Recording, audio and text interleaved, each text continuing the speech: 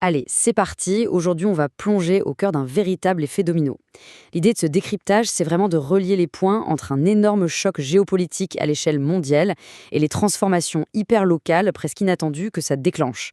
L'actualité de ce printemps 2026 nous montre bien qu'une simple étincelle d'un côté de la planète, eh bien, ça peut provoquer un vrai raz-de-marée de l'autre côté. On va décortiquer tout ça ensemble. Au menu aujourd'hui, on va faire un petit voyage du macro vers le micro. On commence par le choc au Moyen-Orient et son impact économique en Afrique. Ensuite, on fera un focus sur la crise sécuritaire au Mali. Et on terminera sur la façon dont le Sénégal réorganise ses institutions et cherche sa souveraineté énergétique. Première partie, donc, le fameux choc au Moyen-Orient avec la guerre de 2026. Tout part de là, l'éclatement de la guerre américano-iranienne.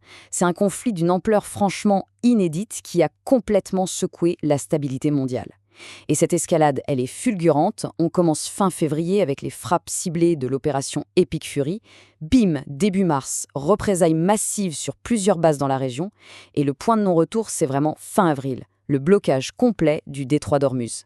À partir de là, on ne parle plus juste d'un conflit militaire, c'est carrément devenu une crise économique mondiale. Ce qui nous amène à la deuxième partie, l'impact économique massif en Afrique, directement lié à ce détroit d'Ormuz. Bon, il faut bien comprendre que le détroit d'Ormuz, c'est pas juste un petit bras de mer. C'est littéralement l'artère principale du monde. 1/5 de la consommation mondiale quotidienne de pétrole passe par là. Donc quand on ferme ce robinet, toute la mécanique mondiale se grippe. Les analystes prévoient des trucs fous. Le prix du baril pourrait exploser entre 150 et 250 $. C'est astronomique. Les marchés paniquent et la spéculation bat son plein. Mais du coup, la vraie question, c'est concrètement comment un conflit si lointain vient frapper de plein fouet les économies vulnérables d'Afrique subsaharienne. Parce que oui, c'est pas juste de la théorie géopolitique, c'est une onde de choc qui tape directement à la porte de ces pays. C'est une vraie réaction en chaîne. Pour les États qui dépendent du pétrole importé, c'est brutal. Les factures énergétiques de l'État crèvent le plafond. Ça entraîne une inflation galopante, notamment sur la nourriture parce que tout doit être transporté. Ensuite, on a une dépréciation massive des monnaies locales et bien sûr des pénuries d'électricité qui s'aggravent. Le pétrole fait tout tourner, des camions de livraison jusqu'aux pompes pour l'irrigation. Donc quand le prix flambe, tout le système vacille. On passe à la troisième partie, au niveau régional, avec une superposition de crises dramatiques au Mali. Pendant que l'économie souffre de ce fameux choc pétrolier, l'Afrique de l'Ouest fait face à un effondrement sécuritaire.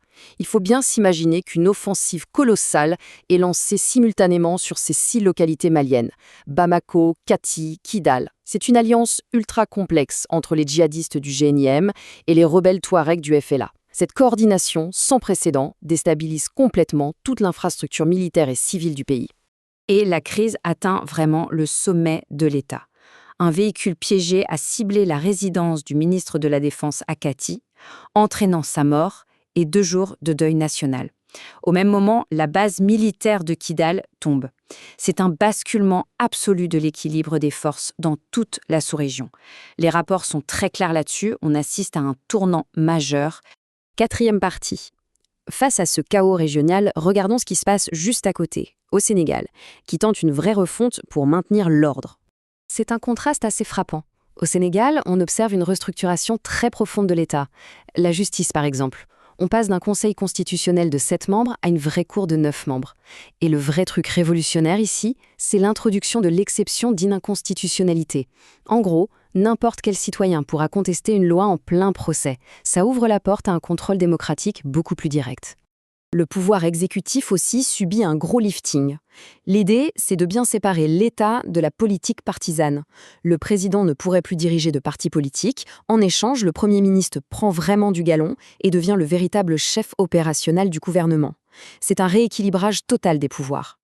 Cinquième point, comment cette restructuration touche le système électoral sénégalais lui-même. Là, on s'attaque carrément à la mécanique de la démocratie et plus précisément à la transparence financière. Fini l'argent liquide intraçable ou les crypto-monnaies pour financer les campagnes. Maintenant, pour avoir droit au financement public, c'est un vrai parcours. 1. Certifier ses comptes. 2. Faire au moins 5% à la présidentielle. Et 3. Avoir des comptes bancaires officiels et traçables. C'est du solide. Autre point important, et là on reste purement factuel sur le texte de loi, la modification des articles L29 et L30 du Code électoral. En fait, la proposition limite l'inéligibilité à 5 ans maximum et seulement pour des délits très graves, genre corruption ou détournement. Concrètement, ça change complètement la donne sur qui aura le droit de se présenter au prochain scrutin. Et enfin, sixième et dernière partie, la quête de la souveraineté énergétique. Pour boucler la boucle avec le choc pétrolier mondial dont on parlait au tout début, eh bien, la meilleure défense, ça reste d'être indépendant. Le Sénégal l'a bien compris. En rachetant la centrale de West African Energy, l'État s'assure qu'un bon quart de ses besoins en électricité, donc 25%, est géré à la maison, en interne. C'est un énorme filet de sécurité. Et les chiffres parlent d'eux-mêmes, hein. On parle d'un investissement massif de 283 milliards de francs CFA pour sécuriser une centrale de 360 mégawatts. C'est pas un petit projet. C'est littéralement un bouclier proactif que la société d'électricité déploie pour protéger le pays de la folie des marchés mondiaux suite au blocage d'Ormuz. Alors, tout ça nous amène à une question de fond assez fascinante. On vit dans un monde où tout est connecté, où les crises se propagent comme des tsunamis. Est-ce que des réformes locales, même aussi ambitieuses que celles sur l'énergie ou les institutions, suffiront vraiment à protéger les pays de ces chocs systémiques mondiaux? C'est la grande question sur les limites de notre résilience collective. Et franchement, ça donne vraiment à réfléchir.